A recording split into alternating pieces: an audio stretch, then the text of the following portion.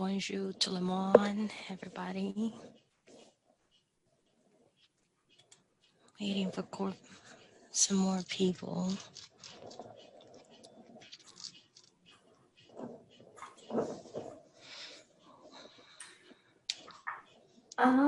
Let's see. Wait a few more, like 30 more seconds maybe, but this might be everybody. Oh, got one.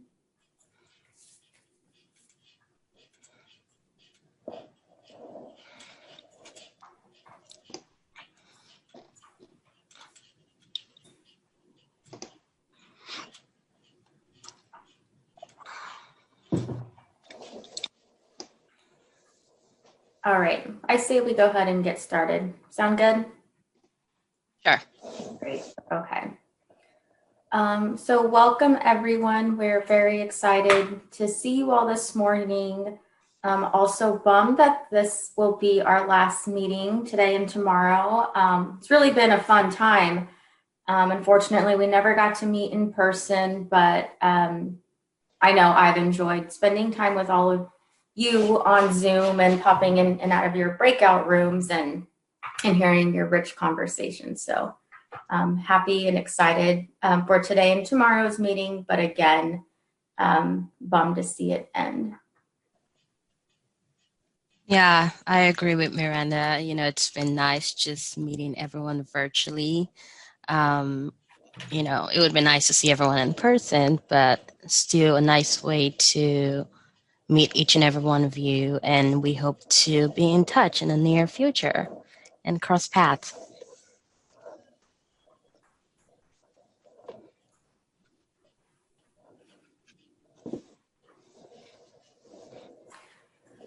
So this slide is probably just some review.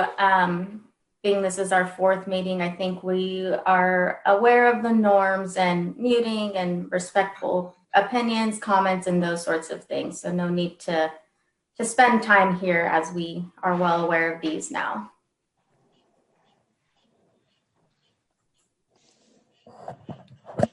Back to our fun icebreaker session. It's recording, great. So we will be doing this quick icebreaker activity called Spring, Summer, Fall, and Winter. And it is very easy. So basically, I will call on each person to follow the prompt by telling us their favorite season and why in about 1 to 2 minutes. And feel free, you may, describe your associated memory or tradition with this particular season. So I'll go first and then just go through my list and call everyone. So my favorite season is fall for many reasons. Fall fashion a lot. I also like the colors of the tree, and I think the weather's perfect. It's not too hot. It's not too cold. It's not as gloomy as winter. And usually I think I enjoy fall activities more. And I always look forward to the family holidays, and I look forward to fall each year. So time of the year. Miranda, you want to share?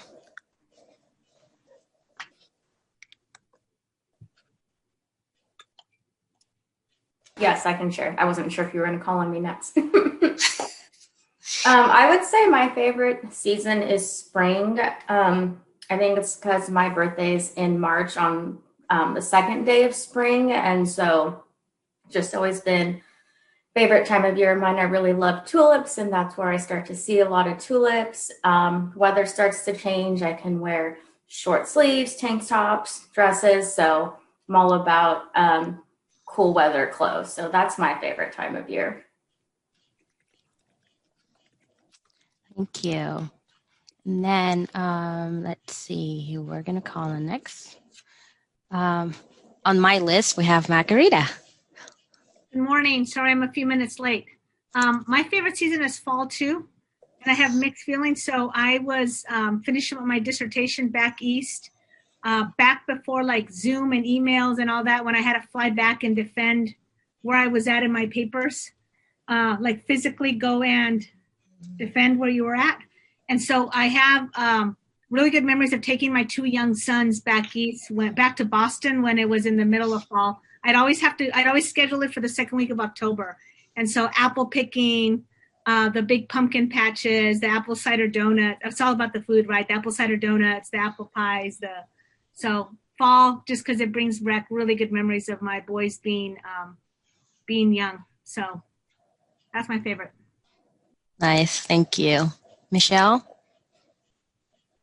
Hi, everyone. I would agree. I like all seasons, but I think that I would say fall also.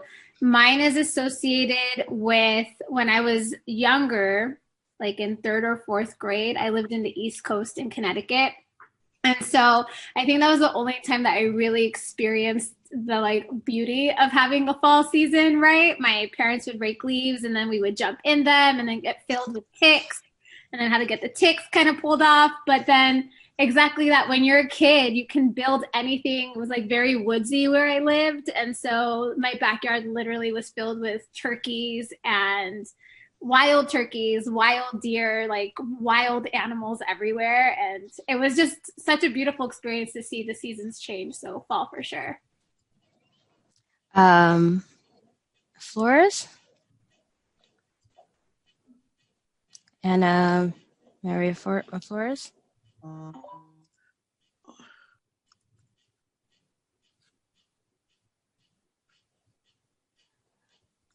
We're going to come back to her. Let's see. Lori?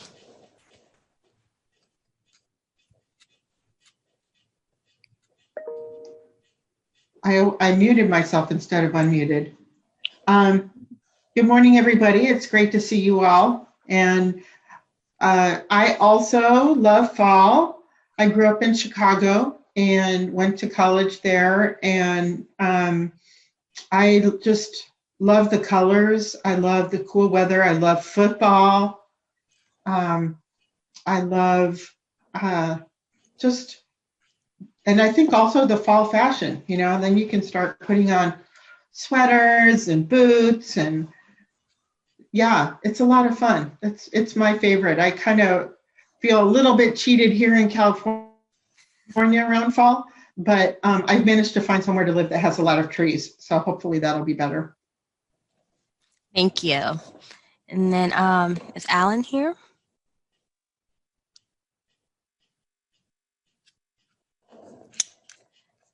And then Tina. Is Tina here this morning? And then Carolina, is she here? Yes, I'm here. Good morning. Yeah, I think for me too, like Michelle, I enjoy all the seasons, but fall is a very a season that I enjoy, and a memory that I have connected to the fall season is that I was visiting Massachusetts one fall, and it was amazing. I had never experienced actually seeing the color of leaves turn that dramatically in so many different colors, the vibrancy of the colors. Also just the colors of the sky as the sun was setting and early in the morning. So that was just a whole new experience for me. I also enjoy the crispy, cooler air and the change to that. And I enjoy walking and hiking. And so I think it's one of the best seasons for hiking. So yeah. Thank you. Thanks. And then Adam. Good morning. Buenos dias. Very sad this is the last meeting. But yeah, it's going to sound like a broken record here, but I'm also a fall person. I remember my earliest memories was I grew up in the Bay Area, and going to the pumpkin patches out in Half Moon Bay around the Halloween season. I think we had school field trips out there, but that was lovely. And that's a tradition I've kept up with my kids. I also did grad school out east and undergrad. So I love the fall leaves in New England. I can definitely resonates with me what others have said. And now my, other things, it's World Series in October. I'm a huge baseball fan. My daughter and my wife both have October birthdays. So it's another festive time, but not my birthday, which is great. And lastly, I love Thanksgiving. Being Jewish, it's nice to have Thanksgiving has its own loading, of course, historically, but at least it's not Christmas, which is so complicated when you're Jewish in this country. But and also my family and I meet up at a cabin up in Mount Lassen, where they're in the mountains in the Sierra. It's actually not Sierras; it's the Cascade region, and fall leaves and sometimes snow, and we all get together, and it's just football in the snow kind of stuff, or in the fall foliage. It's a lot of fun, and so love fall. Inviting myself next time. Just kidding. You'd be welcome. I love it. Let's see. Fernando here this morning? And then Chastity. Good morning, everybody. It has been great to be able to work with you all, and it is sad that this is our last couple of days together, but I hope to see you in a Zoom somewhere in life along the way, or maybe real life. So I'm going to break the trend. Fall is beautiful, and I like it a lot, but I am a hot weather person, and for me, it's summer. It's like the cusp of spring, summer, so I'll just go with summer because I like the warmth, and it's the time when I'm able to travel and spend time in Panama with my dad. And then just traditionally done a lot of family trips, and I love the Caribbean, so like all over the Caribbean. And yeah, so it just makes me think of like blue water and warm breezes and the sun, and I love swimming in the ocean, and that brings me just like, it's my life source. So that's it for me. That does sound very fun. And Magali? This was a hard one for me also. Fall is back to school, which is always a great thing. But I'm with Chaz. I'm a warm weather Caribbean girl. So I love summer. I love the flexibility that summer has brought in terms of you could stay up reading late. Nobody tells you to get up early, traveling, going to the beach, and just having the opportunity to just not, well, this is more of a memory, right? Not necessarily right now, not having such rigid schedules in the summer. Now I have more time for writing and catching up on the work and things that I wanted to do during the regular year. So I have to go with summer. That's fair, Magali. I'm a summer baby, but oh well. Naosa? Good morning, everybody. I'm a spring fan. I grew up in Iowa, so the winters and everything. But as an adult, for me, spring it's just so wonderful because you get to do your gardening, you cook, you can, all the canning that you can do, and get ready for that. You just traveling for spring break as a longtime teacher, K-12. Spring break was very important for me because I would get to go to the Caribbean or Miami and enjoy my time with the family. So spring, and also there's something to be said about the rebirth, coming out of winter. So think about it. And the air and everything. And you just get inspired. Come on. It's not hot in summer, but it's just right. The Goldilocks. So I'm requesting votes for spring. Come on, guys. Thanks. Let's see. Faye. Good morning, everyone. Mine's a tie between fall and summer. Fall, for all the reasons everybody said, weather-wise, it's great. And Thanksgiving, just like what Adam said, is like my favorite holiday. But summer for me, really, I feel like we don't have enough anymore, but having the summer nights. I don't know if all of you remember just being outside late. I remember playing kickball until the sun went down.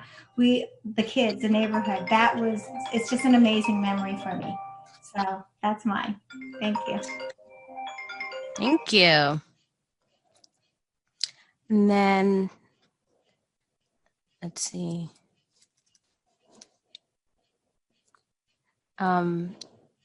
Is Sue going here?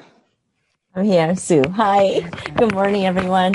Good morning. I'll go with Nilsa. You get my vote for spring. I'm a spring person too, and relating it to teaching, because I've been doing it over 20 years.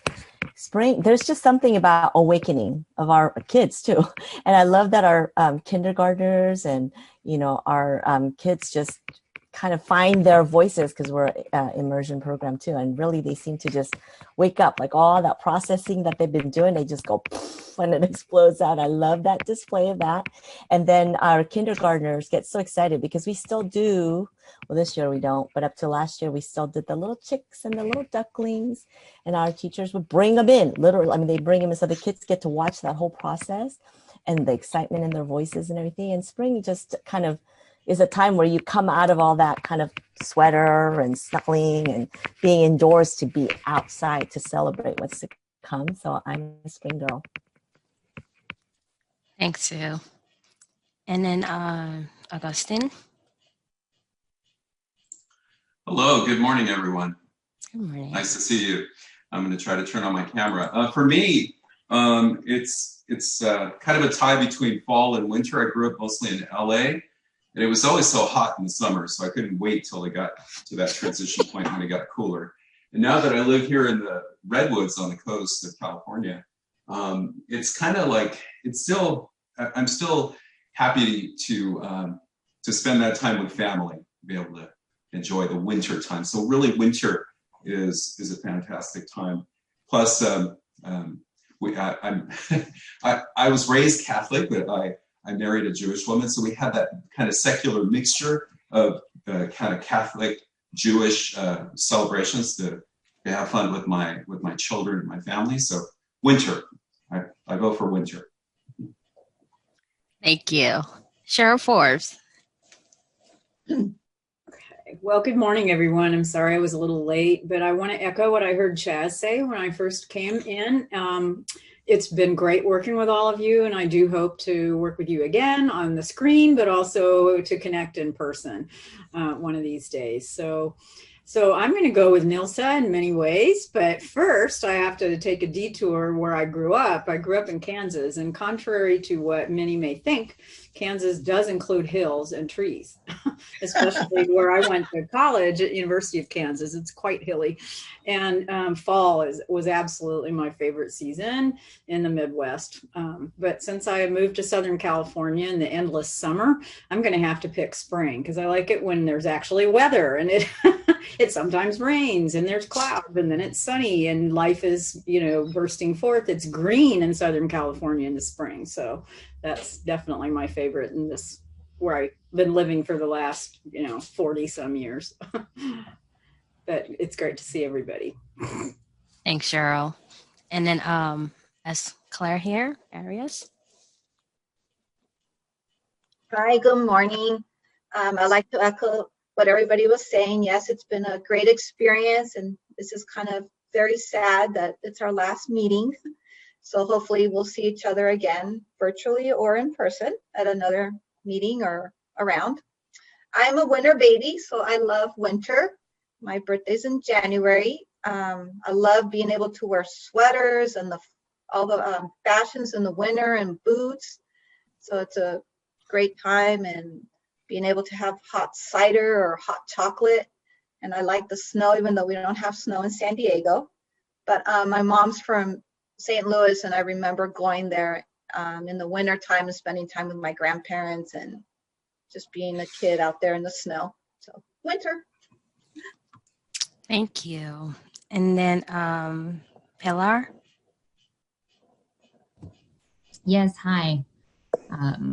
So I apologize ahead of time. I am working from home and then mommying from home. So I'll be in and out. So I apologize ahead of time.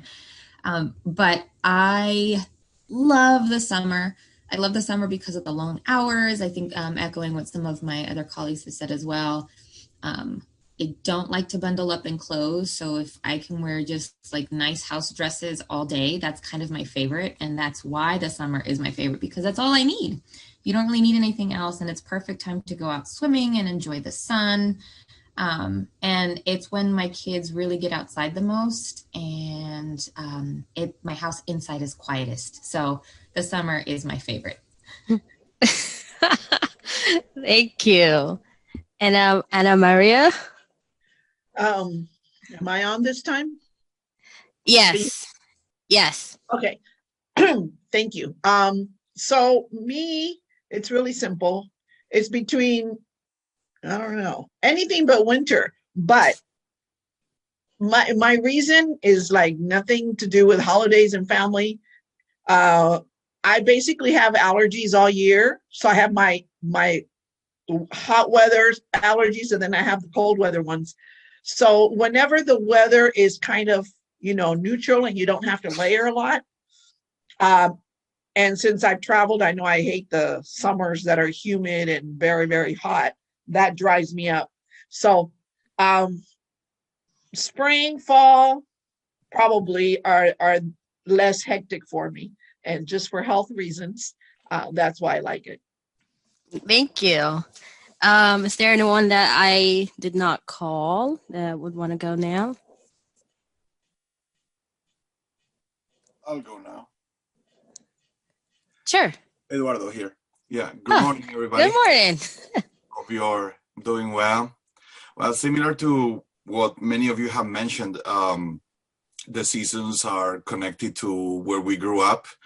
And I grew up in Spain, in a province that has the honor of being called the hottest province in the country. And that has a bearing on this. I cannot settle on one because in our province, the tradition is that when you're in summer, you say, oh my goodness, it's so hot, que calor. And then when it gets to the winter, it's so cold here. It's so cold, que frío. And then you say, when is summer gonna be? And then when is winter gonna be? And it's in constant wishing for the other season. But then the interesting thing is that we say that every year, like it's the first time that it's so hot, or like it's the first time ever that it's so cold. And regardless of climate change, reality is that we've been doing that for all our lives. So I settle on summer and winter because they are interconnected. It's a dialectic, I would say. But I'm also, like I'd say that I'm connecting that to childhood memories. It seems like in historical moments like the ones that we are living, we're thinking back to the past when we were children, and it seems like it was yesterday, right? Summer for me is after the heat, when the sun was going down and there was a roof hanging and a cast being shadowed by the falling sun. And by the time that the shadow reached a specific place in the yard, it was time for my favorite cartoon. So I would run and see, and I was waiting for the shadow to cast on that point. And the winter time is actually going to school 1 hour ahead of time, so cold, to play soccer and stay warm playing soccer before getting into school. So those are my my memories of those two seasons. Sorry, I can't follow rules. I can settle on just one. Demographics out there. I'm also a winter baby. I am a Virgen de Guadalupe birthday, so nobody can actually, if you're going to be culturally relevant, you cannot say that you forget about my birthday. I want to know the name of the province. Córdoba.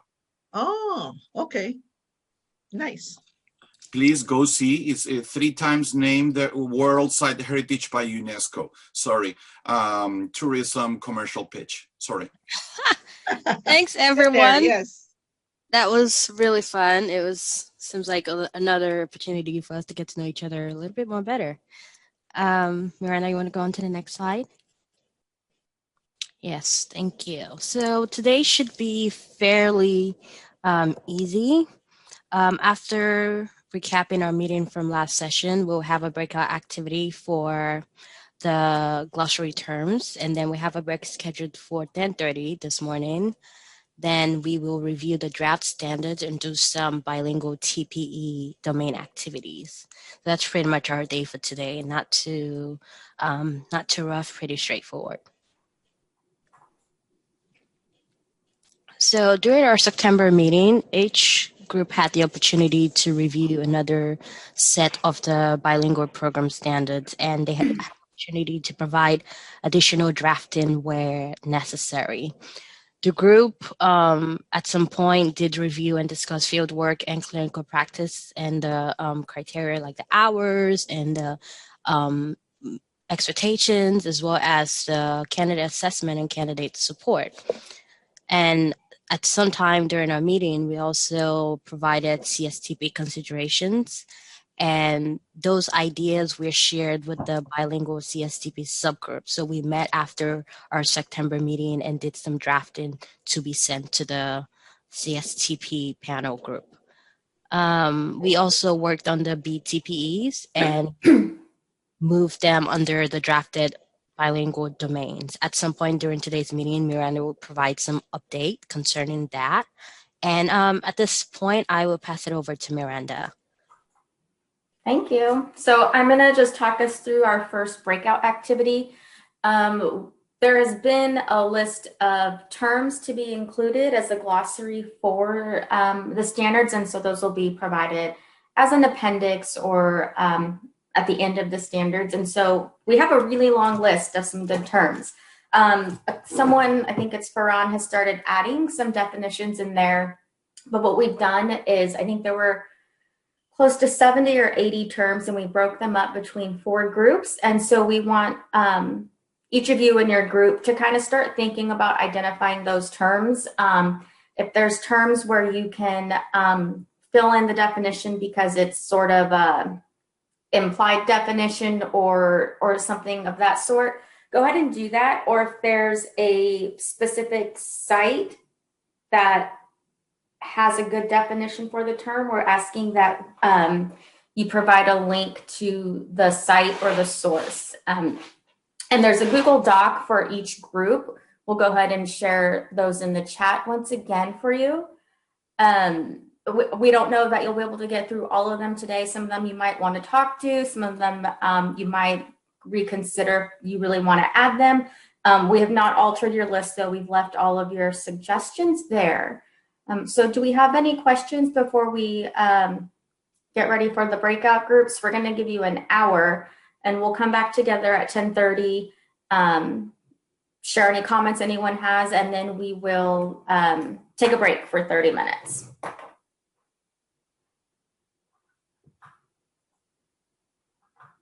All good. Okay, great. So if you can just give us a minute to put you in your breakout rooms. I should have done that during the icebreaker, but I was listening to everyone. So it's going to take just a minute to do that. No malice. The icebreaker was pretty engaging. Yeah. And I think a lot of us know what it's like to make breakout rooms on Zoom. So we're all going to Cordova next May, right? Yeah. Teacher, they were all passing notes in the chat, planning a trip. I know, I saw that. They were not focused. I'm just noticing a little bit of a spirit in the group of wanting to get out of your homes. I'm just out of our homes and actually out of the country, though. Absolutely. I'm in the third world. I actually had a trip to Spain that was canceled because of the pandemic, so I'm ready to plan it over again. Rain check. Tickets are really cheap right now. You just have to see the countries we're not banned from. That's a very small list. How many are those? Small list. Almost all. Except for maybe Mexico. I think El Salvador just opened their borders, and Canada just opened their borders. To Americans? Yeah. Is that because of the election or because of the pandemic? COVID rates, our pandemic death rates and infection rates. Which is related, but apparently not everyone sees that. Which illness are you referring to? All right, everyone, I have your breakout rooms, so I'm going to go ahead and open those up, send you there, and we will get you the link for the Google Doc for each of you to use.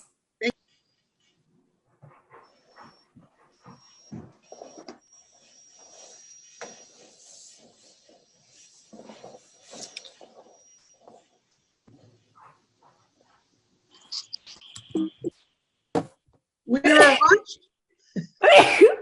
What? Sorry, everyone. I'm a loud sneezer. It's fall. right. Well, welcome back, everybody. Thank you for taking the time to add some definitions. We were looking through the documents as you were working. So it looks like there's a lot of work and definition in there. And so we'll work on compiling all those together to add to our standards. We're going to go ahead and take a break now. We will come back at 11. When we come back, we're going to spend some time reviewing the drafted standards. You'll have time to do that independently. And we have another group activity planned. So we will see you all at 11. Okay.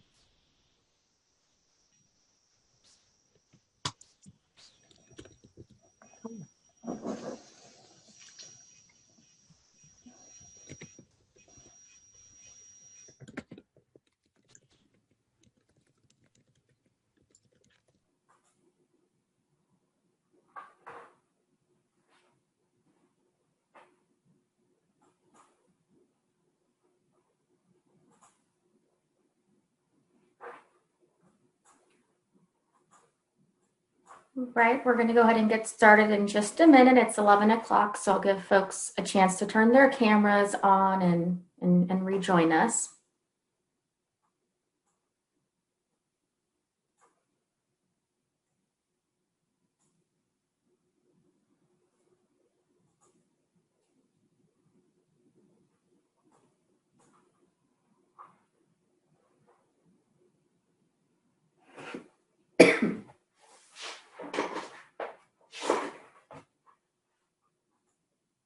All right, looks like we have most people back.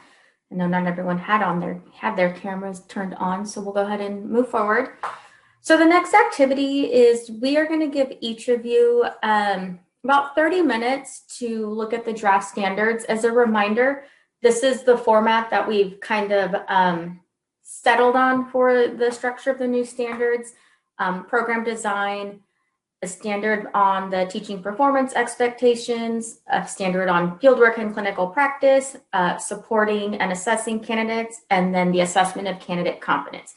So I've shared a link to the Google Drive in the folder. I've shared a link in the chat to the Google Drive. That's a link to the whole folder, so you may have to log into Google to access the document, but we can also put this just a single document for your viewing because you don't need to be signed into Google or anything to look at the draft standard document. So what we want you to do is review the draft standards that you have all worked on over the last 2 meetings in July and September. We know that there's still some cleanup that needs to be done. I think there are still some references to a TPA in there and maybe a preliminary credential. Certainly those will be taken out and reworked. As you're reviewing those, we want you to think about some of the clinical practice standard components. I know that there's not there's still a range in there for hours of fieldwork, and there's some information in there about student teaching, which is possible if the bilingual candidate is a concurrent candidate, but we also want to think about those candidates who are earning the credential, earning the authorization post-credential. I see Magali has a hand up, and then Eduardo. Thank you, Miranda. I just have just a follow-up question regarding the prior activity, and I don't know, Eduardo might have the same question, because in our group we didn't quite finish the definitions, and I don't see when we're going to return to them on our agendas. And seeing that we have jam-packed days, and we haven't seen the entire set.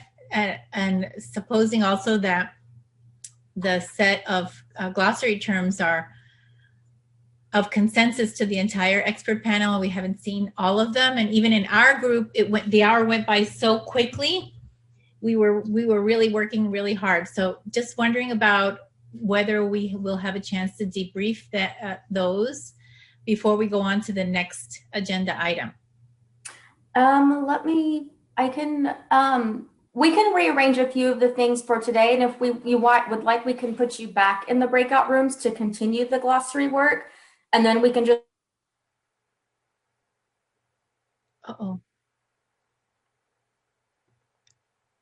Miranda, is that you frozen or me frozen? Yeah, she's frozen. Okay. I don't know if Eduardo, he has raised as well. Let's go ahead and hear Eduardo's question or concern. Wait, Miranda, your screen was froze for like. Yeah, she's still frozen for me. So you want to rephrase what you just said? Can you hear me now? I turned my video off. Yeah, Yes, so you were saying how we're gonna combine the I was saying that we can spend a little more time in the breakout groups working on that glossary. We can just push a few things back on the agenda because we do have some extra time built in tomorrow. So we can go ahead and do that, but we'll go ahead and take Eduardo's question too. Yes, thank you. So, well, I guess my question is also similar, well, relates. It's not the same, but it relates a little bit to perhaps the need for more time and the need for more discussion. And please, colleagues from group one, please add to what I'm saying if you think that there's something I'm missing. One of the things that we were struggling with in our group was with, because our items were highly based on culture. It was assimilation, acculturation, cross-cultural connections. It was the A's and the C's. And one of the things that we were noticing is that the glossary is pretty much like a space where you may insert your ideas, but you are supporting what's happening in the main body of the document. It's not necessarily the ideological battleground, so to speak, or where you want to advance certain ideas. And I think that one of the topics that we wanted to discuss at some point is what happens with culture, because we have possibly we have different descriptions or notions of what culture is or what should be represented there. And I think that we should discuss it with regards to the main body and not necessarily have those discussions in the glossary. Because I mean, the way that I understand it is that the glossary supports the main body, and unfortunately some people in practitioners may not even look at the glossary or kind of push it to the side as an appendix when implementing. Yes, like for example, Michelle is talking about defining culture and talking about that, and I think that when we think about translanguaging and dynamic sense of cultures, etc., I think that all that is connected with the idea of culture. Sure. Okay. So why don't right now we'll go ahead and put you back in your groups for we'll go ahead and do 30 more minutes. Continue compiling your thoughts, and then I think tomorrow we can build in some time for a broader discussion, a larger group discussion on this, and then we can go from there. But we'll let you finish that part up right now, and then we'll be sure to discuss it tomorrow. Any other questions right now before we put you back in your breakout groups? Miranda, so because we're changing then the agenda for this next half hour, would you like us then, we should be taking notes probably on this discussion, because in our small groups, because then we're going to share out tomorrow. Is that correct? Certainly, yeah. We'll take your documents this afternoon, and compile them. And if you could, in your glossary terms, if you could highlight specific things that you want to discuss further in a larger group, please highlight them in the document so that they're called out for Yori and I when we compile things later. Okay. Yeah. And one Thanks, other Miranda. clarification when we go back, thank you, Miranda and colleagues, is the relative balance of, in addition to what was already mentioned in terms of whether the definitions are supporting the standards themselves, also the length of the variable length of the definition. Because, for example, our group, we had culture. And as Eduardo was saying, the definition of culture is related to the standards, but related to the larger field, you know, in education, how education defines culture and how we define culture within the standards as well. So it's also complex in relation to how each definition is developed itself in terms of its length and the supporting documents, the supporting resources, so that it's even in parallel across the definitions. And maybe that's what we have in mind for tomorrow, but then I'm worried that tomorrow is our last meeting and we won't have a chance to get everything done, because there's some heavy duty lifting, I think, that we have to do in the next couple of days. Certainly, right. And so it may be possible, because this is an important conversation, and a big part that supplements the standards. And so it might be possible that even though we're done meeting, we're still kind of working together through Google or through email and those sorts of things to really make sure that all of this is ironed out, because we want your complete thoughts and work to be fully reflected in this. We don't just want to cut it off because we're done meeting. And so we really want to make sure that we're receiving all your input and putting it into the document. So even if we run out of time, I think both Eeyore and I are committed to working after the panel meeting to make sure that everything is included and clear. Now, I can't speak for all of you that you still want to participate after our last meeting, but it's really important to have your input on this as well. I had a question. Some of these terms were very specific, and I could kind of see how they might be delimited, like racial linguistic. That was one we had. Then on the other hand, we had things like, I can't think of it all of a sudden, sociocultural or something that was really broad. And so, in fact, there were some that were even broader than that, but I'm losing my train of thought. Anyway, would it be possible to have even a rough draft of the standards that we have so far, somewhere where you could do a word search and find, like, where is this term actually being used and in what context? Because I certainly don't object to working with my group for another half an hour. They're awesome people. I think we have plenty to talk about, but it just feels like it's really difficult to do without context. Yeah, so we can certainly give you the copy of the draft standards so you have that. And I'm not entirely sure that all of these glossary terms appear in the standards. And so I guess that's another conversation we can have of whether maybe clearly if they're in the standards, we want to keep them. But I don't know if the terms that are not, if they, like how they fit in and where they fit in, or if they're like a separate document from what's actually the terms that are in the standards. Mm-hmm. Yeah, I was wondering that as well, because some of them I don't recognize from the initial draft that we started with, Yeah, so let me, putting the link to the draft standards in the chat right now so that you also have that. And then I'm not sure if you still have your Google Docs open, but if you need us to resend the glossary document to you, we can as well. Are there any other questions or comments before we put you back in your group so you can continue this conversation and the work?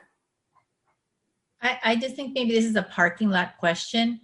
Okay. And that is, I know we're going to talk about the CSTPs, but I also think that some of these terms I feel also reside in the preliminary teacher credential standards glossary. So it's a conversation that we've had all along the way of, we're putting on the shoulders of bilingual educators so much of the responsibility for these practices, and yet they really begin and should begin in the preliminary teacher credential standards as well. So we've had that conversation related to the CSTPs that I'm not sure the messaging around it, so that it's not perceived as this is the bilingual teacher and they're the ones who are responsible for culturally and linguistically sustaining pedagogy, for example. Right. Maybe it's a parking lot question.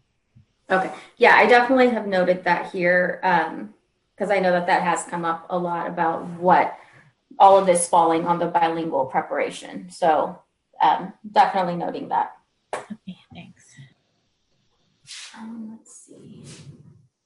If there are any other questions, we'll go ahead and looks like some of you are having issue with the link. So once we put you back in the breakout rooms, we'll go ahead and drop the individual links back in there.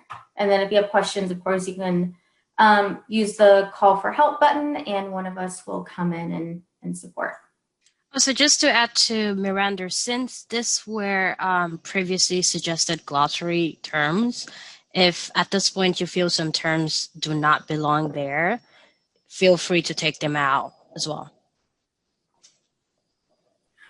Or move them to the bottom of the document. We don't want you to delete the work, but move them to the bottom of the document or somehow identify that maybe this one doesn't quite fit after all.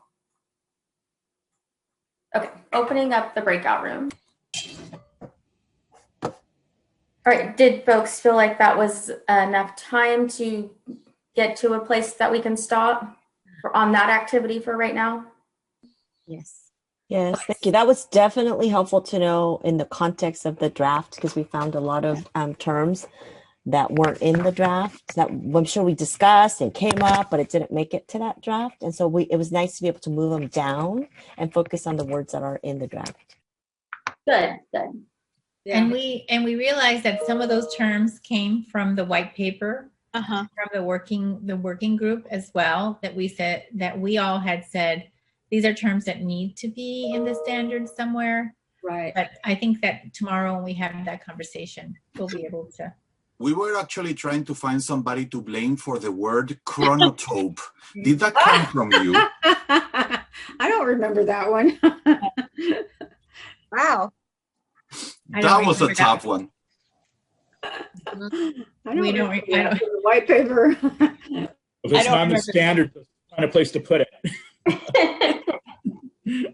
Yeah, so a lot of these, not all of them, but some of the terms did come from the white paper, and then we had put them in a Google Doc, and then we opened it up for all of you to start adding some suggestions as well. So some of them are in the standards, some are not. And so while you were all working on that, Eeyore and I were talking about how we would use those terms that maybe are not in the standards, but we could certainly add them as a resource as we update the standards, but also the webpage for bilingual authorization, English learner authorization. So what Eeyore and I are going to do when you're in your next breakout group, Eeyore and I are going to start going through those and compiling them, putting them on a single document and sharing them all with you. It would be really great if you could look them over this evening or tomorrow morning before we come back together. That way we can have a conversation and you've had a chance to kind of see everyone's work. Certainly, I know we didn't plan to have you do that, but if you're able to do that before we meet tomorrow morning, that would be great. So our next activity, I'm kind of switching things around now because we dedicated a little more time on that, which is completely fine. So we're going back to the teaching performance expectations and those performance expectations that you all drafted over the last 2 meetings. So if you were looking at the draft standards, you may have saw in standard 2, it's the mastering of the performance expectations, and they're located at the end of the document. Again, those are your drafted standards expectations. So we've kind of gone around with this a lot, and where we've landed is keeping the TPE domains the same as those from the preliminary programs, because those are the same as in the California standards for the teaching professions. So we're really trying to keep that continuum for all the programs. The CSTP, as you know, is in the process of being updated, and you'll be sharing considerations for that panel. So again, we're gonna be consistent and keep the TPE domains from the preliminary programs and then the CSTPs, and then merge them for the bilingual authorization standards. So what our activity is going to be is something that we've already done a couple of times, but we think this might be our last time doing it. We've provided all of the performance expectations in a table again, and we've left a column for you to identify the existing TPE domain where that performance expectation falls. We've set it up as a group activity so you can talk it through with your group and land on a domain for each performance expectation. And then next steps would be tonight or this afternoon. Eeyore and I will compile those and see where your consensus is around those. Are there any questions on that right now? Magali. I'm sorry, I have another just thought, because I know that this is supposed to be our last meeting, but I'm worried that we may not get to finish everything. And if that is the case, what do we have an option for another meeting if that is the case? And I don't know if anybody else is thinking the same way. We were talking about that in our we were thinking about that in our small group, like, okay, we have like big chunks of things to do, and we want to be able to have our due diligence to be able to do it. And we know we also wanted to get out to the field for public comment as well. So just wondering about that. Yeah, so here's where we stand right now. Certainly there's a lot of work still to be done, I think, and we could probably have a couple more series of meetings. Where we're at right now is we are bringing a draft to the commission in December. And as far as we know, that's still going through, but I completely agree and acknowledge that we might not have enough time to finish what we need to tomorrow. So we'll see what we can do about more time together as a group so that we can iron out the details. That's kind of all I can really say about that right now. What is the date in November that this is going to be shared with the commission? That meeting is December 3rd and 4th, Thursday, Friday. Okay. Is that going to be an item that's going to be open for discussion, or is it just a presentation? Yeah, so the way the agenda item is, Eeyore and I will both present it to the commission, and then when we're done presenting, the presentation will include a little bit of history about the standards, some of the policy changes, the refresh work group, this panel, and then a copy of the draft standards. And then once we present that, it'll be open for public comment. So anybody can participate. You just have to, be on the meeting to make your public comment, or you can send a letter or any notes in advance. Then after public comment, that will close, and then the commission will open it up for discussion. It's not set as an action item right now, just information, us presenting to the commission, letting them discuss, maybe offer any input, but no action will be taken at that meeting. So the action will be taken in the following meeting of the commission, and when does it go out to the field for review? So we haven't set the timeline for that yet. I don't know if it'll be right after the commission because we'll want to leave it open for a long enough time, but we also know that the holidays in January, we probably won't get a lot of response, so it might have to go beyond that, but we haven't specifically said when the survey would go out for field review.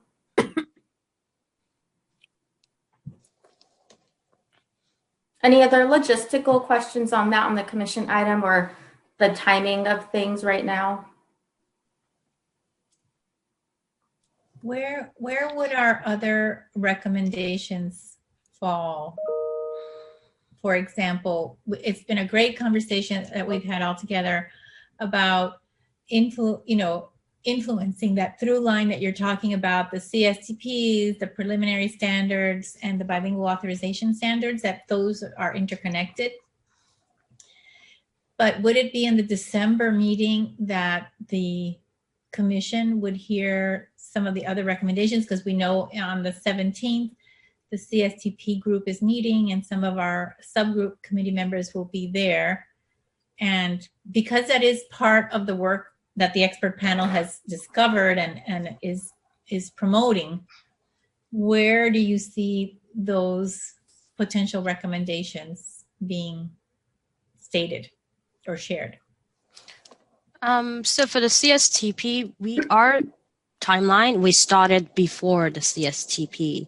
So they are not at the point that gives them the opportunity to be at the December meeting. So that's the situation with that. Yeah, so your recommendations will go to them at that November 17th meeting of their panel meeting, and how they integrate those into their revisions wouldn't go forward to the commission until they present their draft standards or their next agenda item. And if I had to guess, that might be early spring, but I'm not sure, Magali. Okay. Oh, I think one question that's embedded in Magali's question is also the format and the conduit for this recommendation, that there is more streamlining and that there is more emergent bilingual focus in the other policy documents. So is that something like a memo that this committee could put together and submit as part of our package of submission? Besides the usual showing up in meetings and offering public comments. Yeah, so as far as I know, I don't know what other options would be, but I know that for some agenda items too, organizations or groups have come together to write letters in support or with suggestions for an item. And so that could be something when the CSTP, when those CSTP draft standards go forward, that an organization or a subgroup or some group could write indicating the need or the recommendation to include the English learner and bilingual component in those standards. So one recommendation that I would make, and perhaps other people around here would like to second it or suggest an alternative, is that we put together like a memo or an open letter that we can co-develop as a Google Doc in which we are expressing interest in that. And then we take some time for collective editing, and then that is submitted on behalf of this committee, requesting that streamlining or the consideration of that streamlining. Yeah. I recall that in the reports that CTC staff has made in the past when they present either an update to the commission or a document to the commission, that the recommendations from the expert panel can be contained in something that's reported to.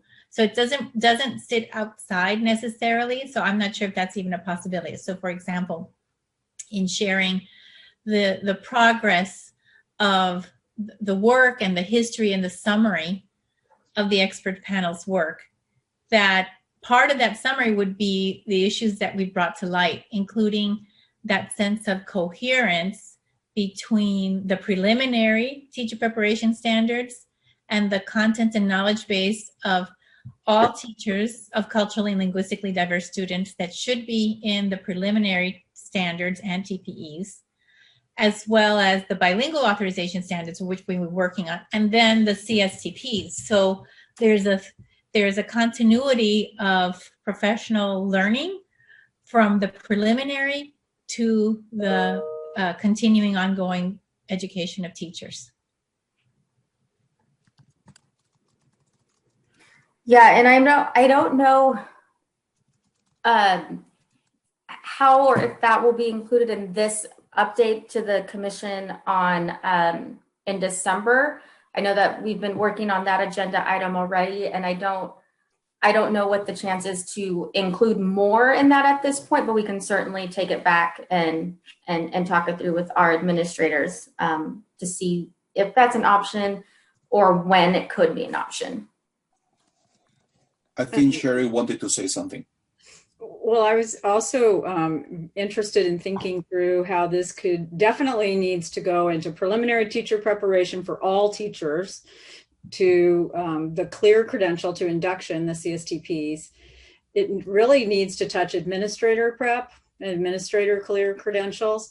And I know at the Committee on Accreditation this month, and Miranda was there, and I think Eduardo, you might have been there as well. We had a presentation on a crosswalk between standards for school psychologists, nationwide standards, in which and the California standards, in which they were pushing to have them include dual language learners.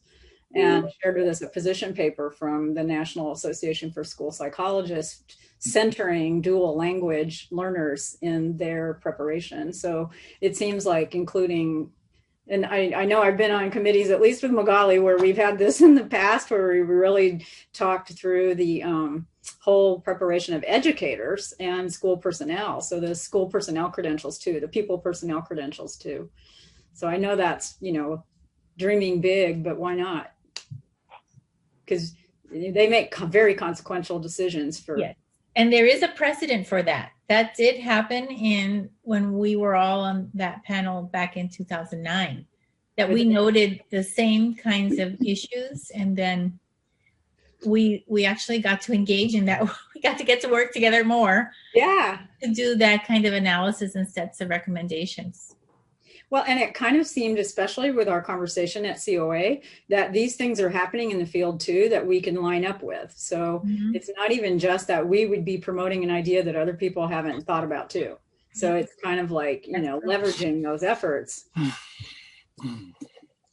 Yeah, the conversation's definitely there.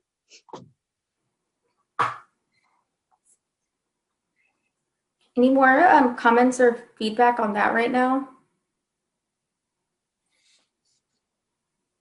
Okay, great. But we'll go ahead and we're going to go back to the activity we mentioned that we're going to be having or that we're going to be conducting right now on the performance expectations and aligning them to where you feel which domain they fall under. We will go ahead and get you the Google Doc for your group again, if you can work on that. We're going to push that until 12:50, and hopefully that'll give you enough time to go through those and make some decisions. We'll do some periodic check-ins, but we'll go ahead and send you to your rooms and go and drop off your documents.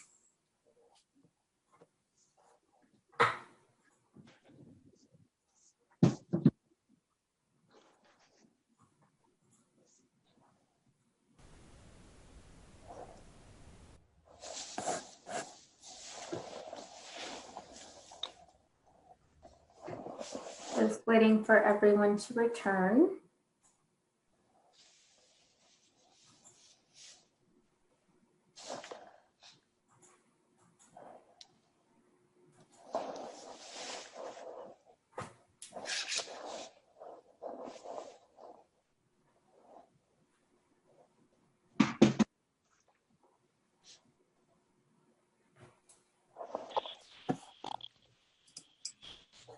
Okay, I think that's everybody.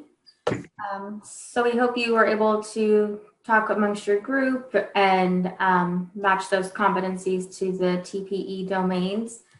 We have just a few more minutes before we wrap up. Any comments or feedback for the day? I know Iore and I have some conversations we'll have after this meeting, and hopefully be able to share more information with you all tomorrow. But does anyone have any comments they'd like to make before we wrap up for the day? Okay, so based on today, our agenda for tomorrow will shift just a little bit, but we'll update that and go over it with you all in the morning.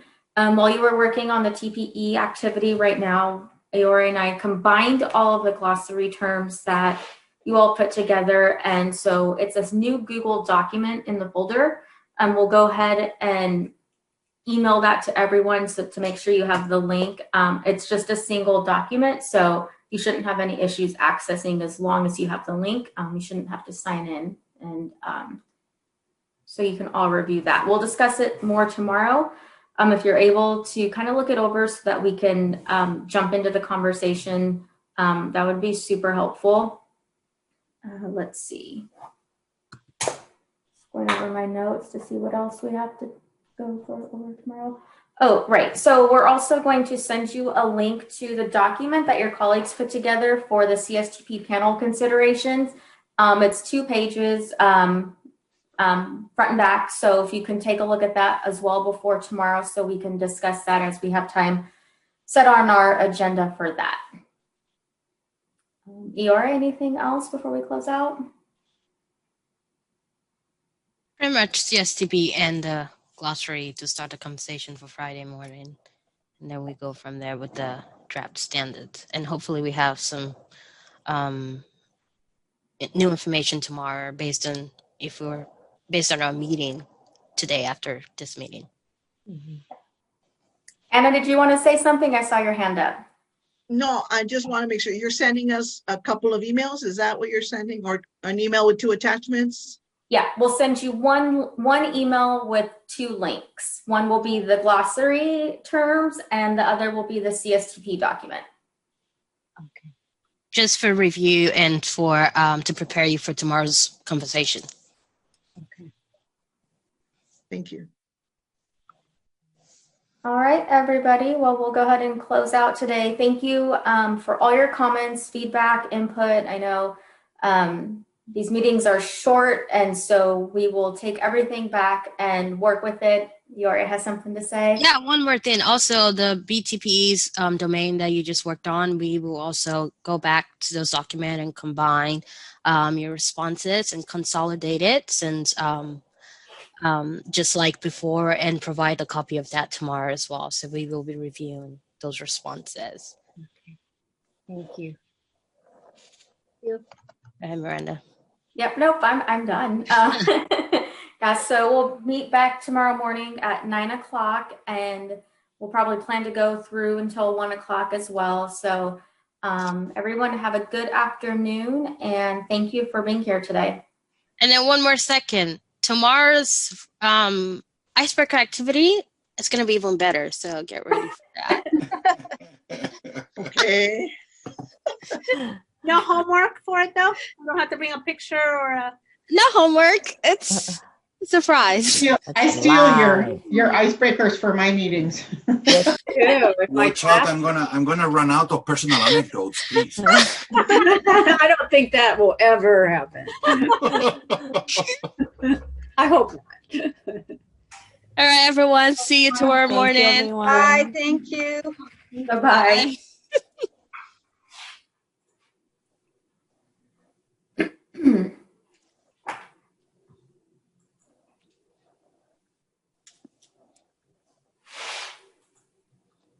Okay, so obviously I'm sure you probably want to eat, and I do too. Yeah, well, I'm thinking, what do I want to eat? Just really does depend, because what I want to eat might require me to go drive to pick it up. Okay. Okay, it's 1 o'clock. I'll text you when I'm back. Okay. At you when I'm back. And then probably we might want to... Actually, you know what? I'm going to call you on Teams. Oh, you do want to eat. Sorry. I was going to say let's send out that email now if we can. If you want to do it now, I'm happy to do it. Let's do it now.